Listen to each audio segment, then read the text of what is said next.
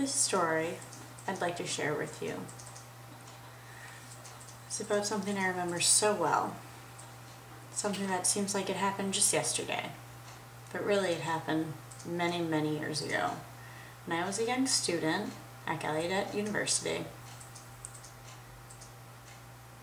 I started school, and after the first year I went back home to New York for the summer. It was after my first summer at Gallaudet. I went back home to New York and I was searching for work. Wow, it was so hard to find a job. There were so many students like myself searching for jobs.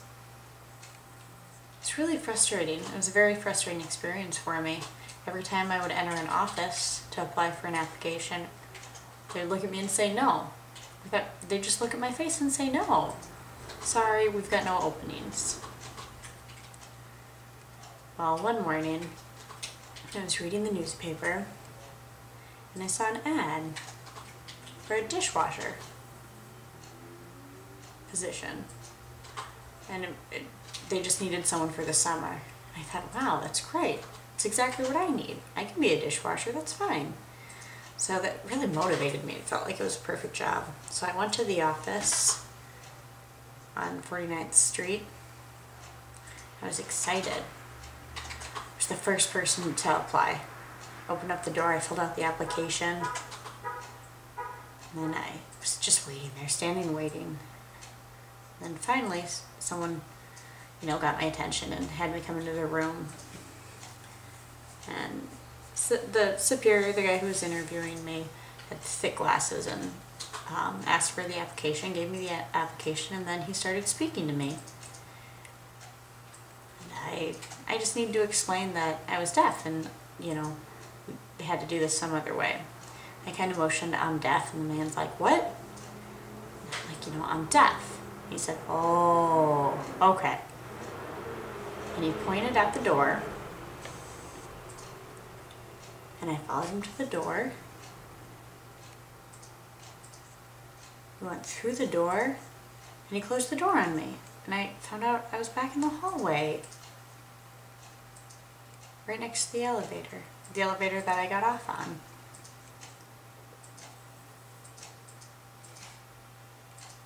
He laid me off just like that. He didn't explain anything. I got in the elevator. I went down in the elevator. I was just feeling really down.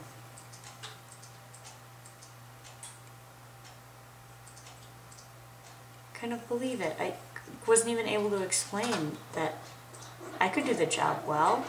Have you ever noticed that it doesn't require hearing to wash dishes? So I walked out of the elevator into the street. A lot of people were walking by, almost hitting me. And then the sun was hot and I started to sweat. And I was just slowly walking, kind of in a daze. And then I stopped and I thought, if I just give up, that's too easy. I can't do that. I'm stronger than that. I need a place to live. I need money for a living. So I went back up and I wanted to discuss this with the guy. So I went back into the building, I got up the elevator, and as I was going up the elevator, I was writing a note. And as soon as I entered, the secretary said, excuse me. And I walked right by her and entered that same door and gave that note to the supervisor that tried to interview me. And he pointed to the door again, and I said, no, just read the note, please. He opened up the letter, and he was reading it, and I explained that, yeah, I was deaf, and I go to Gallaudet College, and I need a job. Really, washing dishes doesn't require me to hear. See, I'm an able body. I don't need my ears. So he finished reading, and then he wrote back and he said, okay, come sit down. And we sat down and he asked if I could lip read, and I said, well, yeah, a little. He said, okay. So he kind of talked and we were able to communicate back and forth, and then I got the job. I'll never forget that day when I arrived to that summer camp. It was a beautiful area with all trees all around. It was really big. I was so excited to start my new job as a dishwasher. And they'd bring these dirty dishes in and I'd clean them.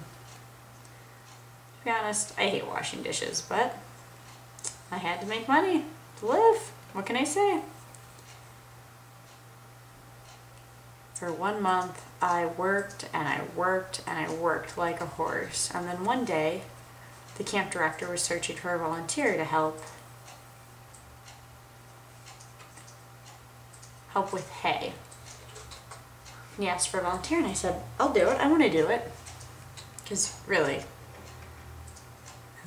and the kitchen was kind of boring, I didn't really like it. So early the next morning, I got with everyone and we just started shoveling this hay onto a wagon. Then they would bring the wagon they'd take the wagon away. So all morning I was shoveling this hay. I looked down at my hands, and there were blisters all over the place. They were also yellow. It really hurt, but I sucked it up and I kept going. And then noon came, lunchtime came, and everyone went and sat down and chowed down on their food. And after lunch, I was so tired. I decided to find that tree over there and just kind of lay down and take a short nap. Then, next thing I knew it, when I woke up, I found that I was the only one outside. Everyone had already left and went back to work. I thought, oh no, I'm already late. So I ran back, picked up my pitchfork, and arrived. And I saw the coordinator standing on a huge pile of hay looking down at me. He actually made a face at me. Just like that.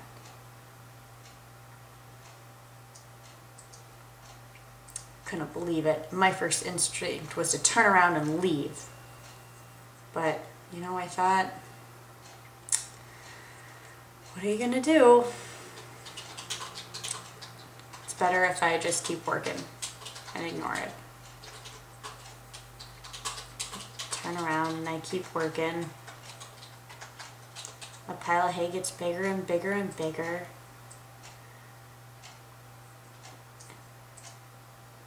And then we look up and there's black clouds overhead. Looks like it's gonna pour any minute. So we had to hurry, get all the hay we can on the wagon and then move the wagon back into the barn before it started to rain. I kept shoveling that hay into the wagon, and then the coordinator excused everyone except myself and 2 other people. He told me to stay on the top level of the barn and spread out the hay. As the hay was coming at me, I had to spread out the hay. Well, what happened? The boys were shoveling the hay so quick that it just started to get in my face and it was hard to keep track of it, and I was pushing it out of the way, trying to keep it even. It was hard for me to breathe. It was just so overwhelming, everything going on. The hay kept coming and coming and coming. And I saw that the coordinator was really good at this. He was really skilled at this. And I thought, wow, I'm never going to keep up.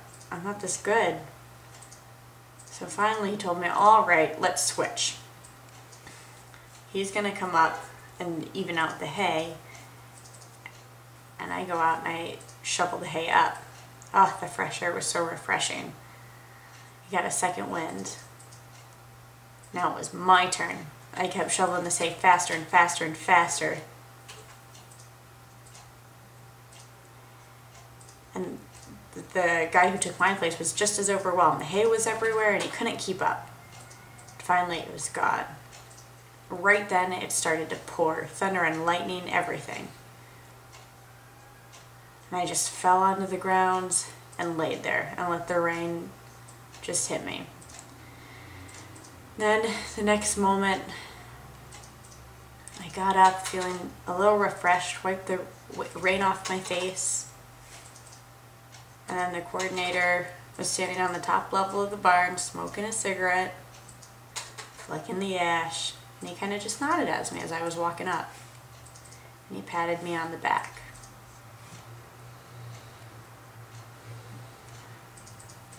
I felt that I couldn't decide whether I made